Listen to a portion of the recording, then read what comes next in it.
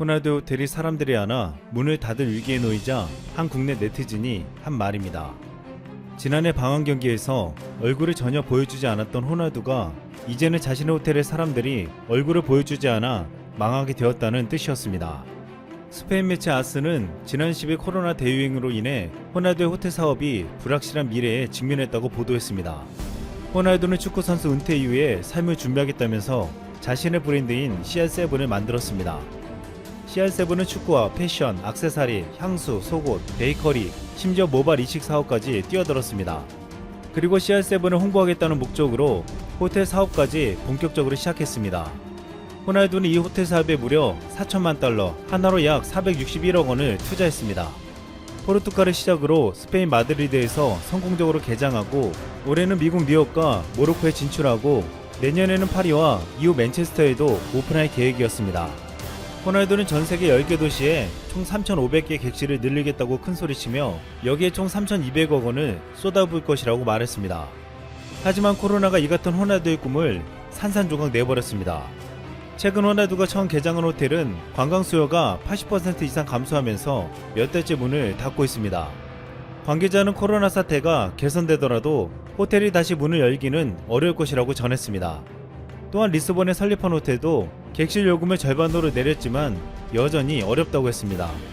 결국 지금과 같은 상황으로 인해 호날두는 엄청난 손실을 피할 수 없으며 그동안 계획했던 모든 호텔 사업은 물거품이 될 것으로 전망되고 있습니다. 이 같은 소식에 우리 네티즌들은 한마디로 이렇게 말했습니다. 쌤통이다 날강두. 호날두는 한국에서 리오넬 메시와 함께 가장 많은 인기를 누린 슈퍼스타였습니다. 하지만 지난해 노쇼 사건 이후 호날두는 분노의 대상이 되며 우리 국민들에게 호날두와 날강도의 합성어인 날강두라고 불리고 있습니다. 지난해 7월 서울 월드컵 경기장에선 참을 수 없는 일이 벌어졌습니다. 많은 한국 팬들은 상암을 가득 메우며 호날두를 보기 위해 열광했지만 호날두는 45분 이상 출전한다는 조항을 무시하고 단 1분도 출전하지 않았습니다.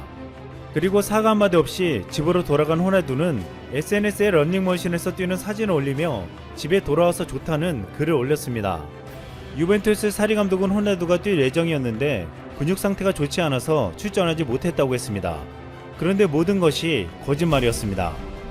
결국 호날두는 한국에서 영원히 씻을 수 없는 최악의 선수로 낙인 찍혔고 5천만 한국 팬들이 안티가 되었습니다. 단단히 화가 난 한 국내 축구팬은 호날두 인스타그램에 이 같은 댓글을 남겼습니다. 당신은 한국 어린이들에게 큰 실망감을 주었다. 언젠가는 당신의 행동을 후회할 날이 올 것이다. 월드스타는 아무나 하는 게 아니다. 당신은 이제 적어도 한국에선 월드스타가 아니다. 아직도 앞자리 어린이에 실망하는 모습이 눈에 아른거린다.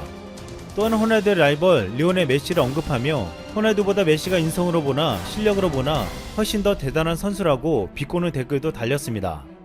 호날두가 어릴 때 자신의 우상이라고 했던 손흥민도 노쇼 사건 이후 호날두의 인스타그램 계정을 언팔했습니다.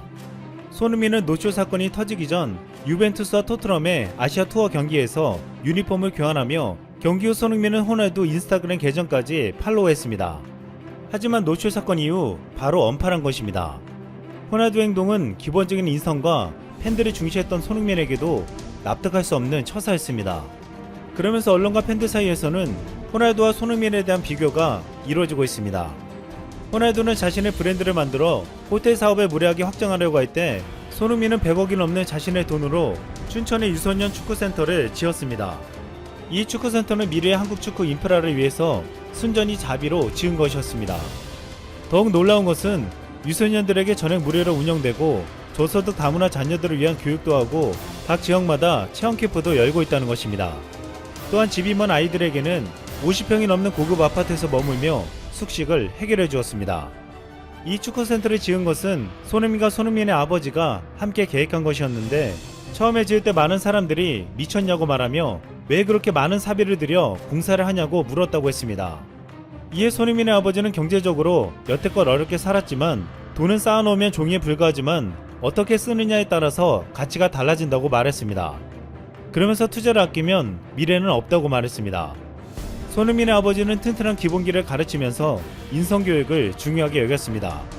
1년에 100권의 책을 읽는 그는 자신이 먼저 책을 읽고 밑줄을 치며 직접 펜으로 토를 달았습니다. 그 중에서 엄선된 30권의 책을 손흥민에게 읽게 하고 책 속에 겸손, 예의, 배려, 성실 등을 가르쳤습니다. 이 같은 방법은 대안학교 형태로 운영되는 손축구 아카데미의 커리큘럼에도 고스란히 들어갔습니다. 대부분의 시간을 언어에 집중하고 독서와 인성교육을 꾸준히 하는 것입니다. 손흥민 아버지는 이 같은 철학과 투자로 손흥민 외에도 7명의 유소년 축구 선수들을 유럽에 진출시켰습니다.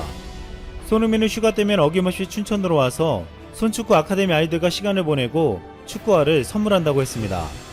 손흥민과 호날두는 인성 자체가 달랐습니다. 최고의 축구 실력을 갖췄음에도 호날두는 탈세와 성추문 등 수많은 사건을 일으키며 인성에 문제가 있음을 드러냈습니다. 하지만 손흥민은 최고의 축구 실력을 보여주며 어떠한 루머에도 휘말리지 않았습니다. 지난 3월 영국 가디언지는 이 정도의 능력과 겸손까지 겸비한 선수는 정말 드물다며 손흥민의 놀라운 실력뿐만 아니라 훌륭한 인성까지 극찬했습니다. 손흥민은 이번 시즌 초반 폭발적인 득점력을 보여주고 있습니다. 웰시는 손흥민의 이 같은 놀라운 모습을 손날두와 연결시켰습니다. 스페인 매체 아스는 손흥민은 그의 닉네임 손날두처럼 더 빠르고 더 결정력 있게 돌아왔다. 그는 호날두와 매우 닮았다. 빠르고 윙어이고 7번을 단다고 설명했습니다. 그리고 또 다른 호나우두, 축구 왕자 호나우두도 빠지지 않았습니다. 아스는 손흥민에게 또 다른 사람들은 손나우두라고도 한다. 조제 무리뉴 감독이 지난 시즌 벌리전에서 단독 돌파골을 넣은 손흥민을 향해 내 아들은 그를 손나우두라고 부른다고 말하면서 유래됐다고 덧붙였습니다. 이같이 손흥민은 역사상 최고의 선수라 불리는 호날두와 비교될 정도로 월드클래스 선수로 성장했습니다. 몇 해 전까지만 해도 손흥민의 아버지는 월드클래스란 이름을 함부로 붙여주지 않았습니다. 그는 지네딘 지단이나 크리스티아노 호날두처럼 천부적인 재능을 지닌 선수들의 몸값은 1000억대를 그냥 넘긴다며 이 정도 돼야 비로소 월드클래스가 됐다고 볼 수 있다고 했습니다. 지난해 피파사나 국제스포츠연구센터가 공개한 손흥민의 몸값은 1300억 원으로 시장 가치는 최소 1200억 원에서 1600억 원에 달한다고 분석되었습니다. 드디어 손흥민의 아버지가 인정하는 월드클래스가 된 것입니다. 그리고 손흥민의 몸값은 전성기가 지난 호날두의 몸값을 이미 추월했습니다. 손흥민은 지난 10일 발표된 유럽리그 파워 랭킹에서 9위에 랭크되며 레반도프스키와 호날두보다 높은 순위에 올랐습니다. 또한 유럽 5대 리그 통합 베스트 11에도 이름을 올렸습니다. 손흥민이 여기까지 올 수 있었던 이유로 말한 아버지의 가르침 중에 호날두가 꼭 들었으면 좋았을 법한 말이 안녕하세요. 상식이 돈이 되는 지식스쿨입니다. 세계무역기구 WHO에서 사상 처음으로 여성 사무총장이 탄생하는데요. 그중 유명희 산업통상자원부 통상교섭본부장이 선거 최종 라운드에 진출했죠. 유 본부장과 나이지리아의 응고지 오콘조이웰라 후보가 앞으로 한 달 동안 각국 정상 간 지지 교섭 외교를 포함해 치열한 막판 각축을 벌일 예정입니다. 결과는 미국 대선 직후인 11월 7일 정도로 예상하고 있는데 유 본부장이 최종 선출된다면 한국인 사상 첫 세계무역기구 수장이라는 타이틀까지 달게 됩니다. 총장 선출은 WTO 회원국 164개국이 개별적으로 선호 후보를 복수로 제시하고 그 결과 컨센서스 가능성이 낮은 후보자부터 차례로 배제 탈락시키는 방식으로 이뤄집니다. 이때 2차 라운드는 후보 5명 가운데 유명희, 응고지 오콘조이웰라, 케냐의 아미나 모하메드 전 WTO 강요회의 의장까지 여성 3파전 양상이었는데 모하메드 전 의장이 탈락하고 둘이 남게 된 셈인데요. 유 본부장이 국제무역통상 헤비급이라 불리는 모하메드 전 의장을 제치고 최종 결선에 진출했다는 점에서 최초 한국인 WTO 사무총장이 탄생할 가능성에 이목이 쏠렸죠. 또 현재 라이벌인 이웰라 후보는 나이지리아 재무장관과 외교장관을 역임했고 세계은행에서 오랜 기간 근무해 인지도가 높은 편입니다. 그동안 사무총장이 유럽, 타이, 브라질, 뉴질랜드에서 나왔던 탓에 아프리카 수장을 뽑아야 한다는 분위기도 있죠.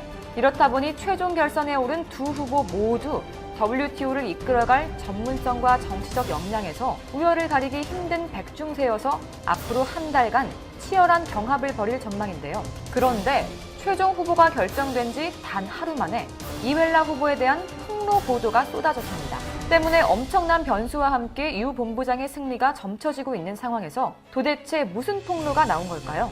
영상 시작 전 좋아요와 구독 부탁드립니다. 국가의 도둑들이라는 부패 관련 책을 쓴 사라 차에스는 오콘조 이웰라가 자신의 부처에서 기술적 투명성 개혁을 정말 일부 최소 한도로 완수했을 수 있다면서 사실은 자신이 재무장관으로 있을 때 한 달에 거의 10억 달러씩 석유 재정 수입에서 사라졌다고 밝혔습니다. 하지만 정작 이웰라 후보는 자신이 나이지리아의 만연한 부패와 싸운 챔피언이고 자신의 어머니는 그런 시도를 하다가 납치되기까지 했다고 말하고 있습니다. 이때 비판론자들은 그가 장관 재임 시절에 부패를 막기 위해 더 많은 일을 해야 했었다고 주장하죠. 심지어 그는 이 자리에 오기까지 부패를 눈감았습니다. 관련 전문가는 최소한 그는 사임에서 부패를 폭로할 기회가 있었다면서 하지만 그는 조용히 있었고 그 체제 아래서 고위급 부패의 조장을 허용했으며 단지 자리에서 떠난 뒤에야 불평했다고 말했습니다. 결국 권력의 식녀처럼 일해왔다는 폭로인 셈인데다가 그에게는 자신의 신념과 정의를 실현시킬 용기가 없었다는 걸 증명할 뿐인 거죠. 그런데 이웰라 후보는 자신이 통상장관이나 협상가로 경험이 부족하다는 지적에 대해 난 평생 통상정책 이슈를 다뤄왔다. 무엇보다 사무총장은 기술적 자질보다 담대함과 용기가 필요하다고 주장했습니다.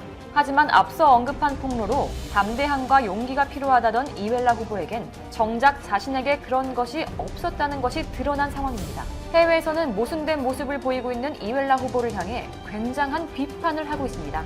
그에 반해 한국의 유명희 본부장은 국제통상 실무를 꿰고 있기 때문에 전문성에서도 이웰라 후보를 앞서가고 있습니다.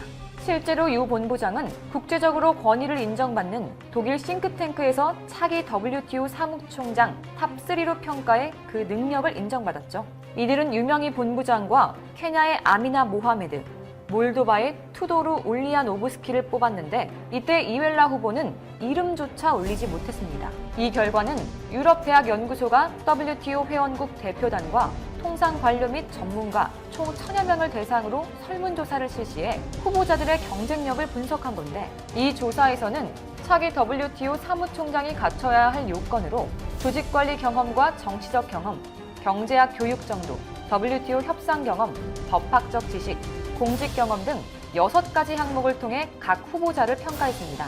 여기서 유 본부장은 경제학 교육 정도를 제외한 5개 요건을 갖춘 것으로 평가했죠. GED는 유 본부장에 대해 그녀가 이뤄놓은 성과가 탄탄한 것으로 알려졌다고 밝히며 객관적인 자질 면에서 유 본부장의 자질이 이웰라 후보보다 앞선다는 것을 인정하고 있는 겁니다.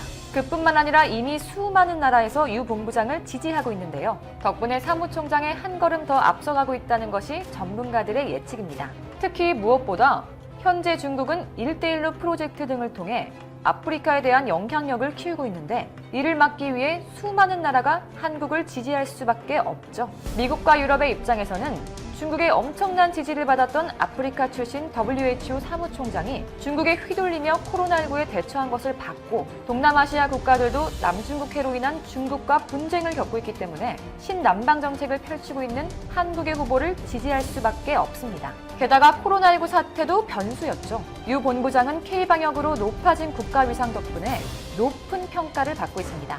중동 국가들 역시 한국과 많은 교류 협력과 개발, 무엇보다 K방역을 통해 밀접한 관계를 맺어온 만큼 한국을 지지할 것으로 보이고 특히 중동의 최대 부국인 사우디와 UAE는 한국의 K방역으로도 지원받으며 적극 지지를 표명한 상황이죠.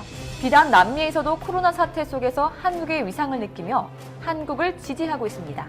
남미의 최강국인 브라질은 한국이 세계 백신 치료제의 공급 메커니즘으로 떠오르고 있는 데다가 그런 한국만이 공평한 백신과 치료제 보급을 위한 긴밀한 협력을 할 수 있다고 얘기하고 있습니다. 심지어 한국과 오랜 경제 협력을 바탕으로 한국을 호감도 1위로 뽑고 있는 러시아마저도 한국을 지지할 것으로 보이는데요.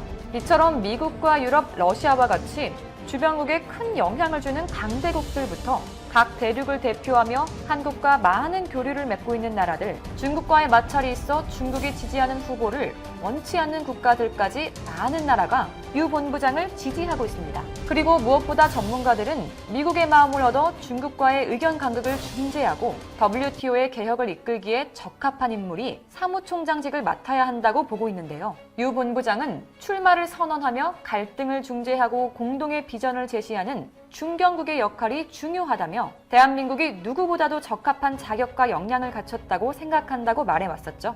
이런 지지를 받고 있는 상황에 옆나라 일본에서는 배 아픈 모습을 유감없이 보여주며 망연자실해하고 있죠. 일본 입장에서는 강제징용 판결에 대한 보복으로 수출 규제 조치를 걸었던 상대국 출신이 WTO 수장이 되는 게 매우 불편했기 때문인데요. 하지만 유 본부장은 이미 예전부터 한일 관계 차원이 아니라 세계무역기구 사무총장 후보로 왔다는 것을 분명히 했었습니다. 또 일본에게 이번 사무총장을 선출할 때 한일이 갈등하고 있다고 방해할 것이 아니라 후보자의 능력을 봐달라고 요청했죠. 그러면서 한국과 일본은 다자무역 체제의 수혜자로 이를 유지 진행 강화할 필요가 있다며 양국은 그간 국제기구에서 함께 이슈에 대해 협력해 왔다고 강조했습니다. 또 세계무역기구 개혁에 일본도 함께 나서달라고 제안하며 진정한 WTO 차기 사무총장의 자질과 일본도 품는 대승적인